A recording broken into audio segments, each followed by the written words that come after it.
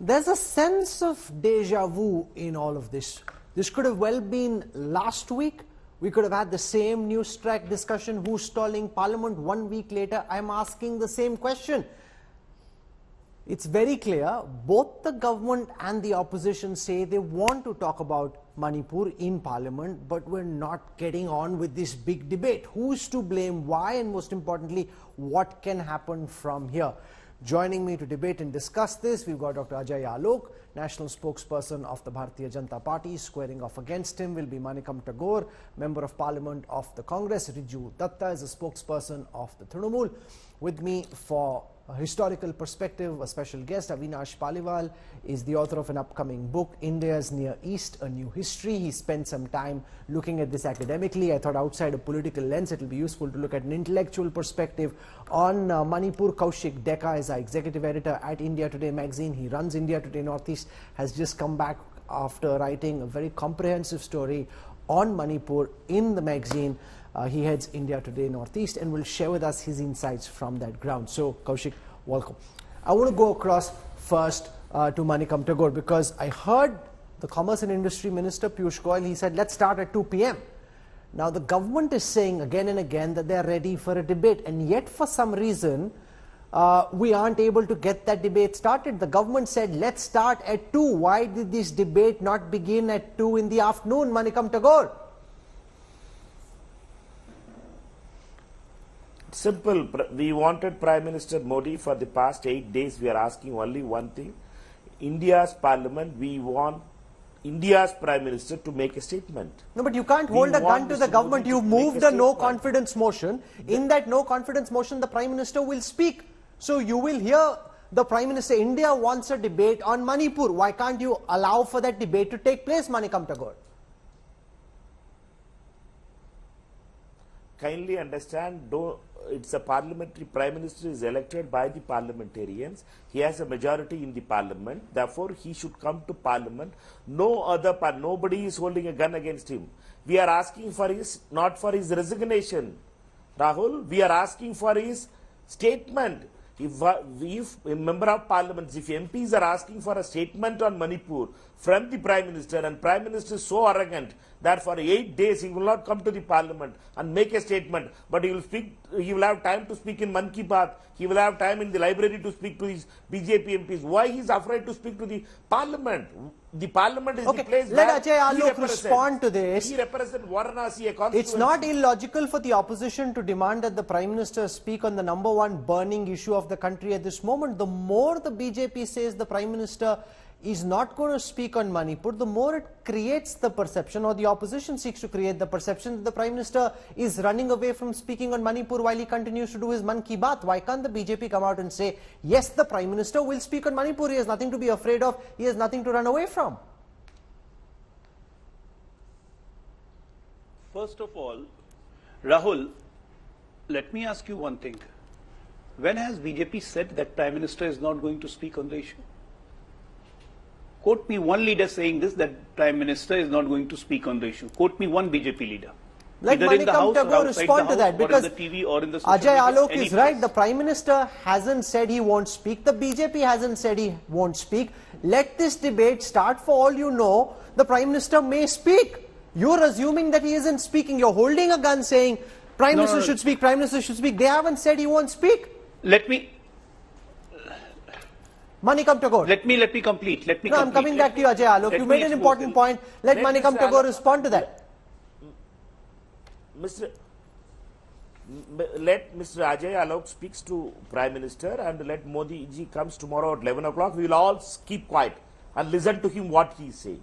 And 2 o'clock also in Rajya Sabha, if he would have come, every member of the opposition would have sat down to listen to him what my India's Prime Minister wants to say about the Manipur. Ajay Alok, while you haven't said he won't speak, the opposition says the government hasn't said anything about him speaking either.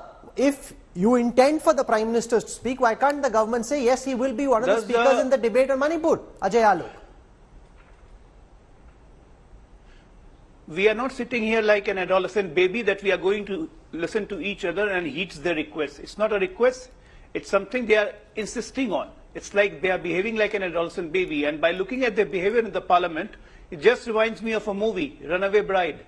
That's what opposition is behaving like. That you are saying that yes, I'm ready for marriage, but when the time of marriage comes, you run away. That's what is happening with the opposition for the last 11 days. हम चर्चा चाहते हैं, हम चर्चा चाहते हैं. कर लो चर्चा. चर्चा की बात जब आती है तो हम भाग जाते हैं.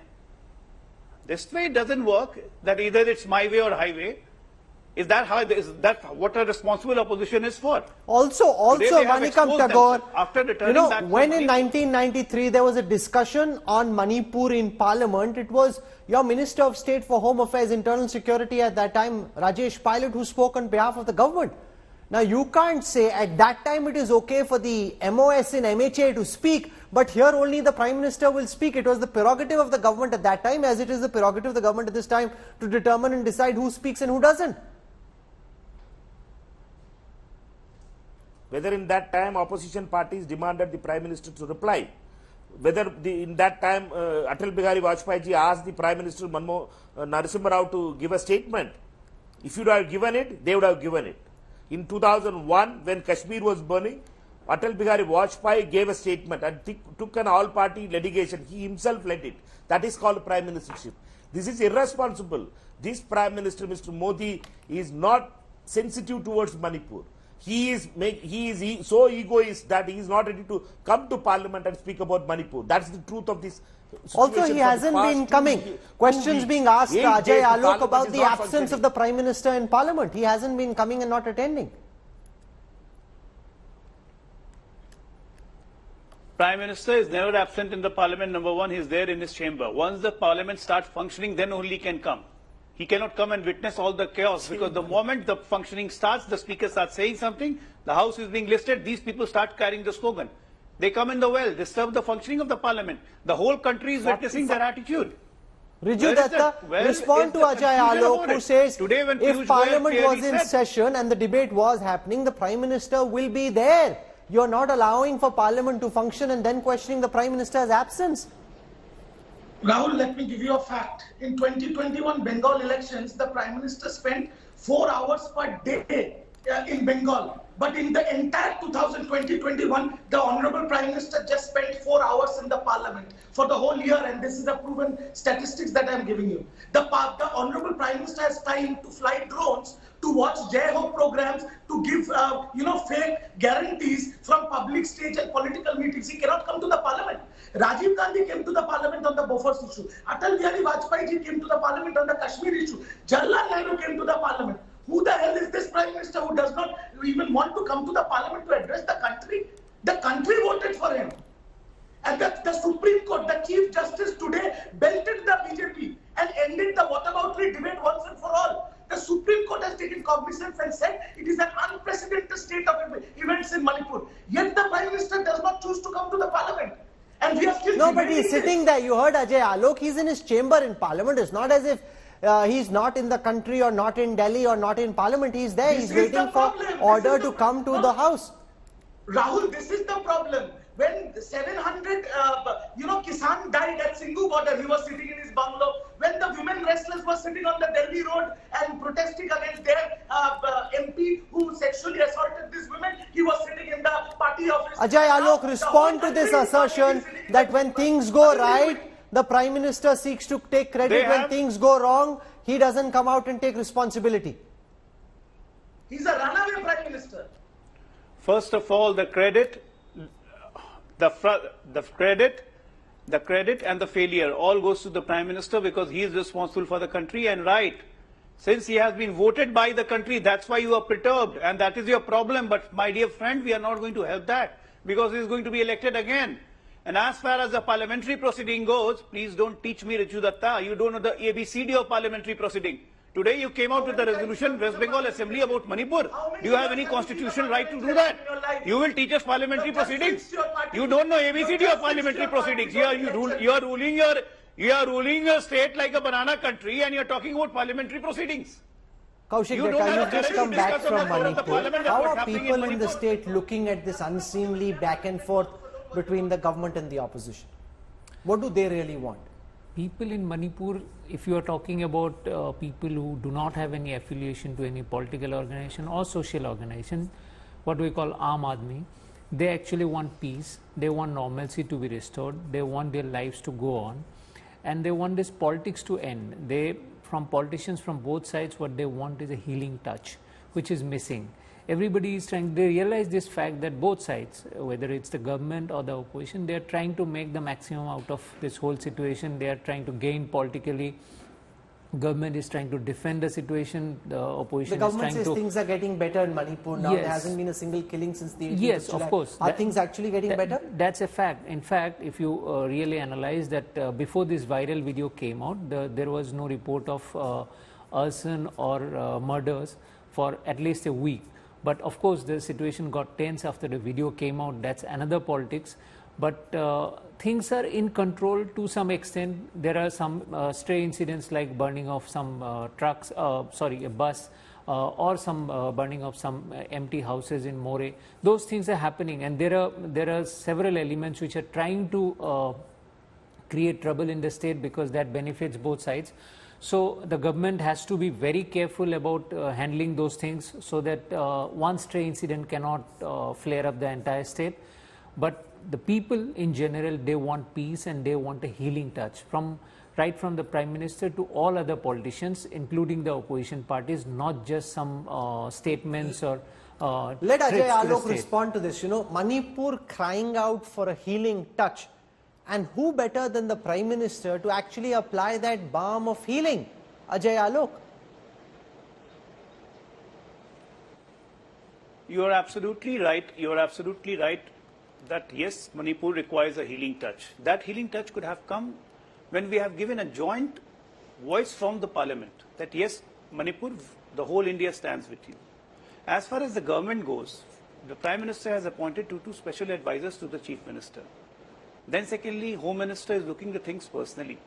He is monitoring everything on his own. And as far as like your panelist said, that things are getting in control, and Home Minister is in active touch with the leaders of both the communities for confidence building measures. And yes, definitely, Manipur is on radar of the Prime Minister. Don't forget that the whole Northeast, the whole Northeast, the policy is look east first and fast. And most of the states have been in control. In Manipur, this stray incidents has happened after 2013. Viren Singh came to power in 2017 until now, 6 years, things were moving very peacefully. No, but this is not a stray incident. 150 people dead, 60,000 people living in relief camps. That's not a stray incident. That's a massive, massive breakdown in civil administration. That's a massive. No, that's not. I'm not saying a stray incident. I'm saying stray incident which happened on 3rd of May after the court observations. Okay. And then this continued in a large-scale violence which resulted in the life of 150 people. That is horrible. And that's terrific, in fact. And Okay. It pained the whole country, the kind of video we saw. I want to now go the across release to of the video Avinash on the very same Paliwal. day, all these things can be taken Your care new of. book is India's Near East. It's called A New History of the Northeastern States.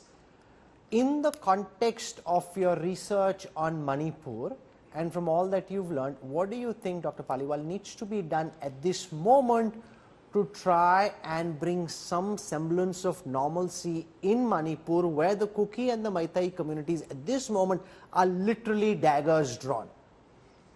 Thank you for having me here, Rahul. Again, the first and foremost thing that needs is accountability. Accountability of, that's the healing touch. Accountability. Who are the people who have committed these crimes, to bring them to book, to let law take its course, to have an honest conversation in the parliament and move on from this tutu meme that is happening. It's such a security sensitive state and its people are, under a lot of distress. And historically so. I mean, as an outsider, as a scholar, I would say both parties, the Congress and the BJP, have failed Manipur historically and in contemporary situations. One party was playing divide and rule for most part of independent India, and now there is a second party which is trying to adopt an, religious assimilationist strategy where, everything gets boiled down to electoral politics. Grievances of the majority community have been weaponized in the recent few months, and that's what led to the explosion. We need to have accountability for whoever did wrong. And without that, we can't talk of any healing touch. Without that, we cannot talk of building inter-community trust moving forward, which is absolutely essential. what we are seeing today, you talk about, things becoming normal. They're not normal. This is an imposed peace. There is a no man's land which has been secured by the armed forces of India. Many of the divisions which were taken away from the China border, which is a sensitive and live border at this point in time, and they were taken away after 3rd of May. We have a de facto partition in South Manipur as we speak, which is a border state with a civil war raging in Myanmar and very strong Chinese presence over there. We really need to take this issue very, very seriously. And if you ask me what needs to be done, first start holding people who are responsible for this. No, but who do you think is responsible? Because blame lies on both sides. There have been killings and all manner of atrocities committed by members of both communities. No, of course there have been crimes committed by members of both communities, and I won't go into the politics of which community has borne the bigger brunt of it. You know that as well as I do, Rahul. I mean that the Zokyuki communities have faced much more violence in this whole saga post 3rd of May. There is reportage on that. I would say the state government has to be responsible. The state chief minister is responsible for this. You mentioned earlier there has been a collapse in state law and order. Who's responsible for that? That's Mr. N. Biren Singh, who's the chief minister. There is a reason why there has been such a powerful demand, both by civil society in India and in Manipur and elsewhere, for the resignation of the chief minister. There is precedent to that. There is, it's not as if we don't know what's happening. You asked Biren Singh this question, Kaushik. I read your interview. Yeah, I did. He seems quite comfortably ensconced. He doesn't think that he's not done the job that he should have as chief minister? Yeah, he doesn't think so, because I asked him why did he not resign, and then he made a show of a resignation. If you remember, on 30th June, he said that I am used to the criticism by the Kuki groups. They accuse me of being biased against them, but when some Meitei people actually criticized me, I was hurt. And his defense is that he was doing the right thing. He was doing a drive against illegal poppy cultivation, illegal encroachment of forest land, and illegal immigrants, and against illegal immigrants. So he was doing the right thing through constitutional measures. And he has some statistics to show off that more Meitei houses were actually families were evicted from forest areas than the Kuki areas. So all those things are there. So he believes that he did some constitutional he followed the constitutional provisions, but the Kukis had a design and an agenda. And I actually asked him this question: did you have this idea that if a rally is going to happen and there are possibilities of violence, didn't your intelligence have enough adequate information? So he said, we didn't have, we just believed that it will be a peaceful rally. Which didn't convince me, of course. So he believes that he was doing the right thing. Only the Kukis are to be blamed. Cookie but groups he's are to be clearly blamed. one-sided. I've had a few conversations with the chief minister as well. Kaushik interviewed him recently. Ajay Alok. He's looking at things largely from the Meitei perspective.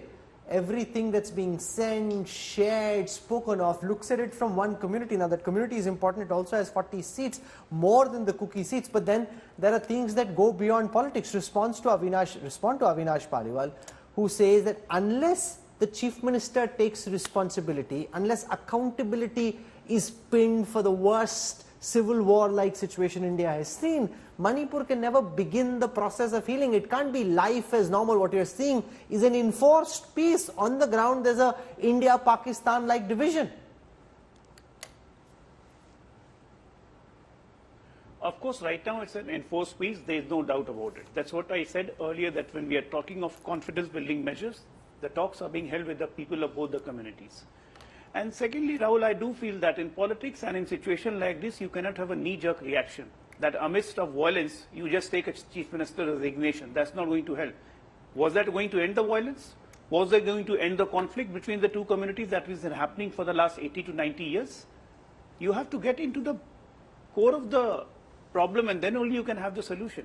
That's what the government is trying to do. As far as law and order and impartiality... Do you think, Kaushik, it's possible that the situation returns to normalcy while Biren Singh stays CM?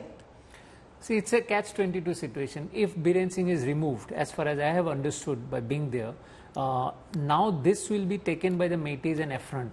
That already Kukis are demanding that Biren Singh should be removed. So the moment BJP touches him, central BJP, then there would be bigger revolt within the Meitei Valley, Imphal Valley. So it's actually a catch-22 So let Avinash Paliwal respond, because you're saying that the chief minister must go because of these lapses, It could provoke a counter reaction from the Maitai community. The government is saying, let's try and restore peace and normalcy to the extent possible. Removing the Chief Minister at this stage could be counterproductive for all the reasons that Kaushik just mentioned. Rahul, do you see the logic, the circular logic of that? You have a Chief Minister who's, by your own admission, pushing a partisan Methi agenda, and now that the situation has already gotten out of hand, he won't resign because there's fear of more violence. I mean, this is what we have reduced politics to. If that is the case, then yeah, we have, nothing more than basic electoral interests, because this is, these are mobilized communities now, very, in a very sensitive situation and a very violent situation. Who's responsible for that? Do you think there could be peace in the Zokuki areas moving forward with this kind of conditions attached to, if you remove one person who broadly there is an understanding has made huge amount of mistakes? If you remove him from Chief Minister, there'll be even more violence. Then what are the security forces doing? Can't we impose basic constitutional measures with so much armed forces presence in Manipur already? Then, this is a deeper question about the capability of the state of India in a very security sensitive border. It's a circular logic. And how can Ajay Alok, the Kuki community, accept Biren Singh and treat him to be a genuine Chief Minister when he so clearly has looked at this problem from the Maitai point of view? He doesn't have the trust of both communities. See, the division of Manipur, let's not get into electoral fact of the things, because we had 10 Kuki MLAs also from in the BJP. Who are very upset with you at this moment and very upset with, they're very upset with Biren Singh and they've demanded his resignation. Of course. That's true, because there is a normal perception that Biren Singh is biased towards Maithis, which is not a truth, actually. He's trying to control. The first 2 days, the state was not able to control, and from the third day, the control started enacting when the forces were adequate. And you have to look into totality. You cannot pinpoint a subject and this is responsible, so remove it. I don't argue the fact. Biren Singh is not going to be the Chief Minister permanently. One day he has to be replaced. So that doesn't mean there will be a violence. So for that logic, I am not accepting it, that if we remove Biren Singh, there will be violence again. No. Right now, what is the requirement is not resignation of the Chief Minister, but to install confidence among both the communities that life could return to a normalcy. Politics can take a back seat. Maithis having 40 seats and 30 seats, that doesn't make a difference to our skin. Right now, the priority of the central government and the state government is to create normalcy and peace in the state, where people can live peacefully. Because majority of the population, don't forget, if a majority of the population wants peace, it's only the political element and the element who are at loss.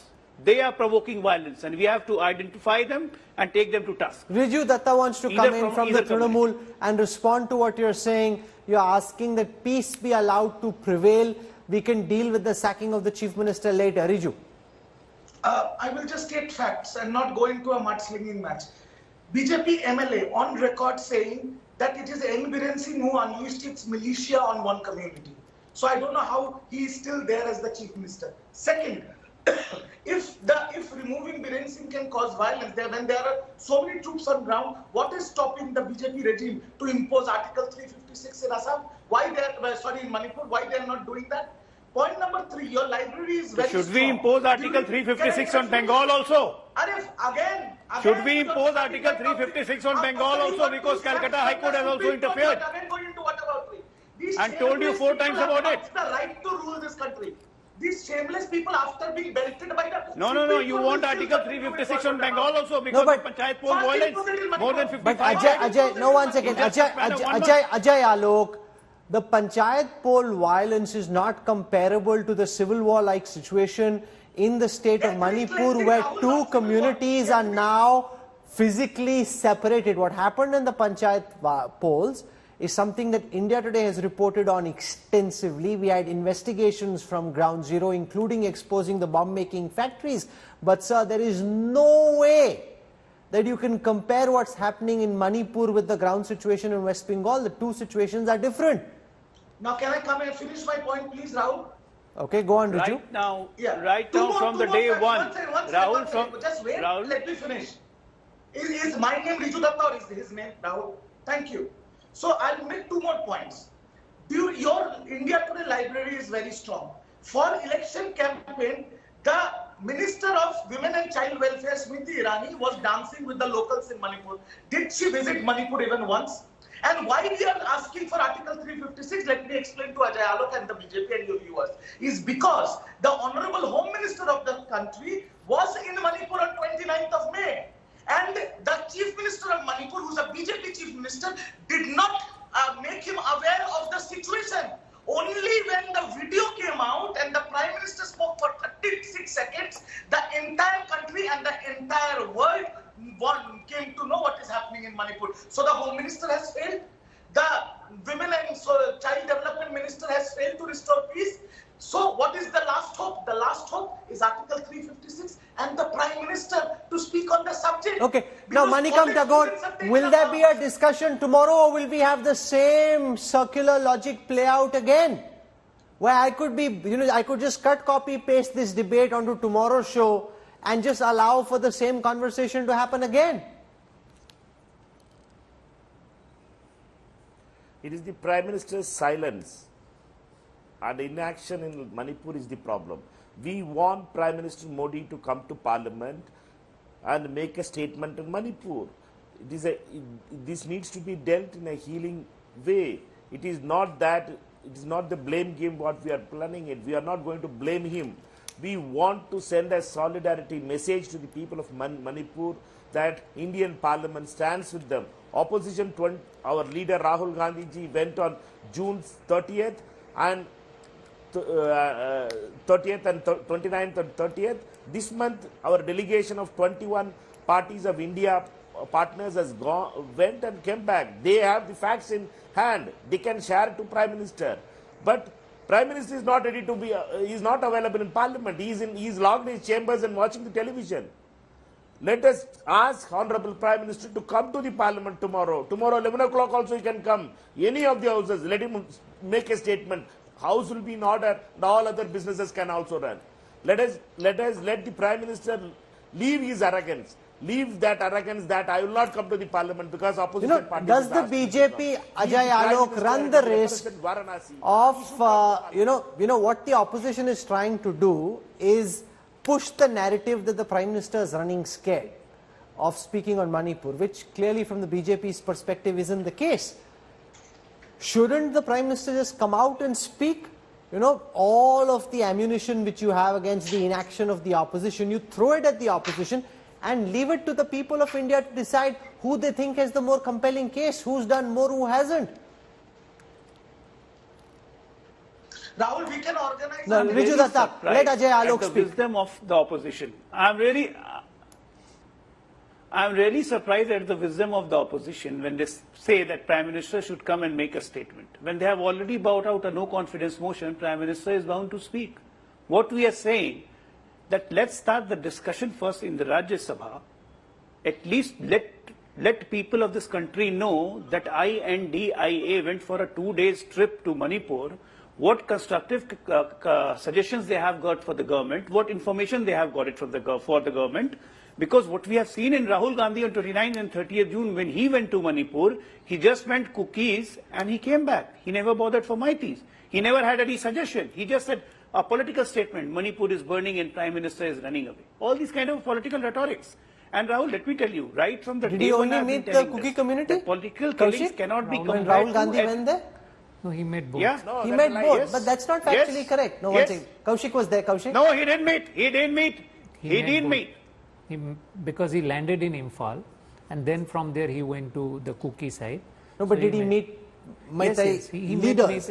Meitei people also he met. He met them? Yeah.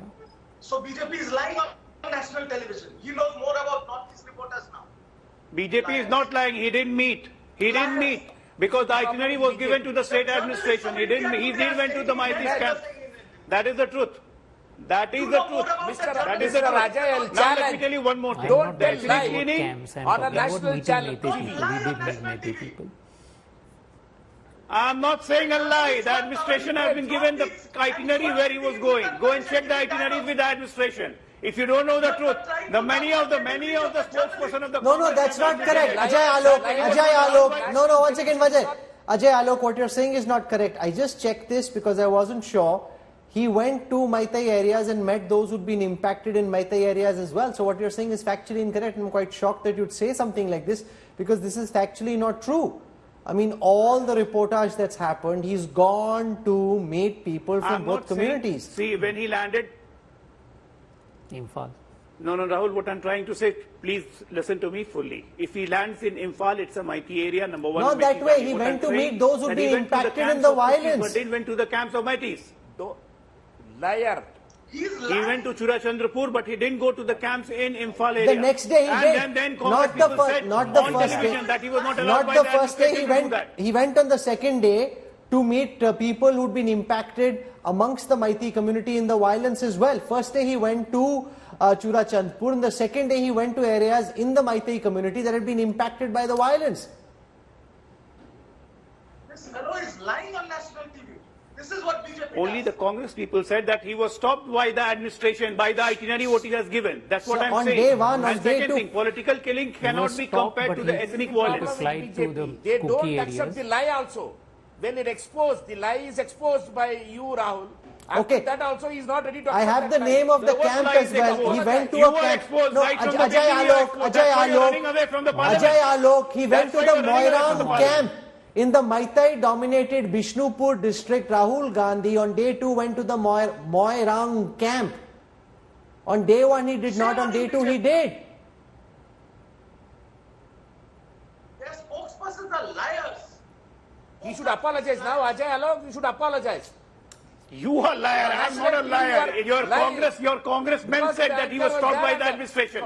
So he was Your there for 2 congressman said that days. he was stopped by the administration. No, but you can't come so many days later and not be fact checked. This is not right, Ajay Alok.